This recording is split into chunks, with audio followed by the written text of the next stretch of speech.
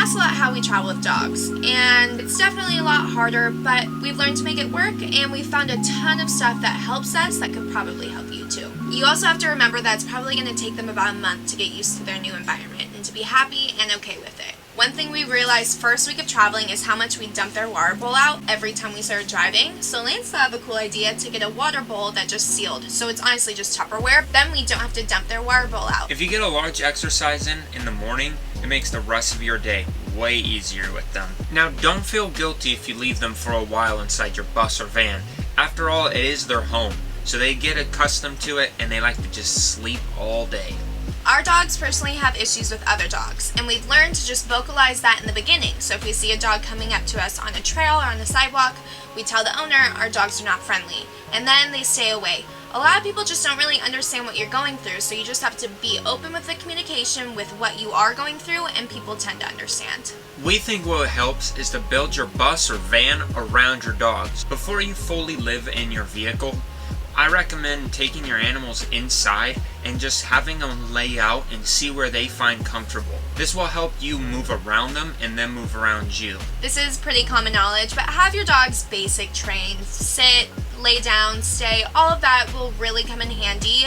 You can't expect your animal to understand what you want them to do unless you teach them how to do it. So having those basic skills is a good way to build a foundation of them understanding just what you want or what you need them to do.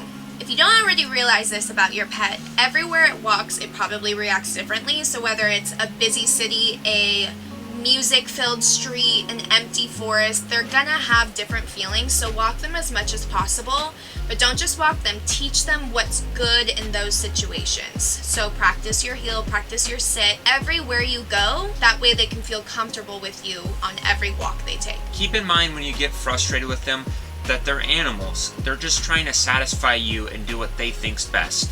Half the time, they're just as frustrated or confused as you are. We like to bring treats with us in stressful situations, such as inner cities or highly trafficked locations. This allows your dog to have focus on your treat and on you, rather than on everything going on around you. Something you also have to remember is dogs sleep way more than humans do. So when you do leave them in the bus, van, RV, wherever you're leaving them, they're just sleeping. They're not stressing out about you. They're not wanting out. That's just their nap time, and they probably really enjoy the peace and quiet.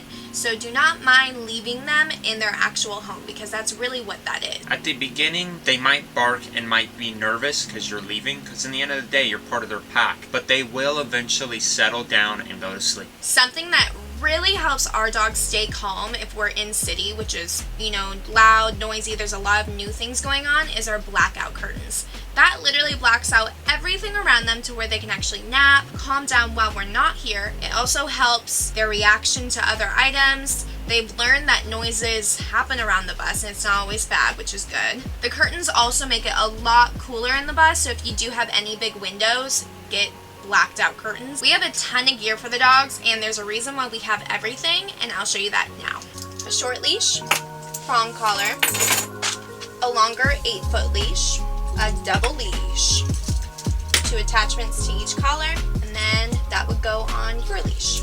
A nighttime collar that glows and flashes, lots of dog treats, an e-collar, waterproof, water resistant, a slip leash, harness with pockets, our favorite dog bandanas. I'm going to link them below. Here's one of them, another one, and another one. And their sweaters. They get really cold at nighttime, so we put these on every night. We also have their food bowls, their water bowls, all of that good stuff, but these are what work best for us, and we use these every single day. Get a broom.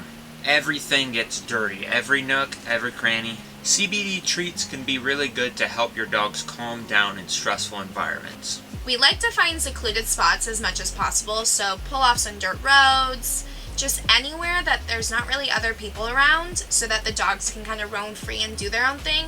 But it's funny, they actually tend to stay more in the bus than anywhere else, which should also put you at ease with leaving them in the bus when you go and do your things too. If you have one section, such as a cabinet with all of their treats, all of their food, all of their supplies, this will make it so when you're opening different drawers, your dog doesn't get alert and think they're going to get a treat. They only get excited when you open one cabinet.